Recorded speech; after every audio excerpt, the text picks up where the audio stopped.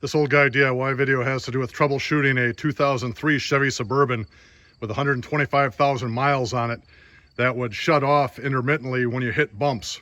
So initially I thought the issue was the ignition switch. I swapped out the ignition switch and it still had a problem.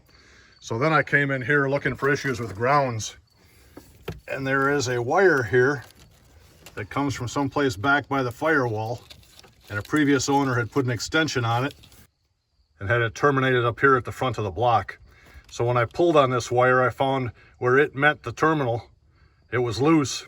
So I removed this bolt, I recrimped the wire to the terminal, I cleaned this up with a wire brush, torqued the thing back down. It's been about 1,000 miles, and this vehicle has not shut off on its own when you hit bumps anymore.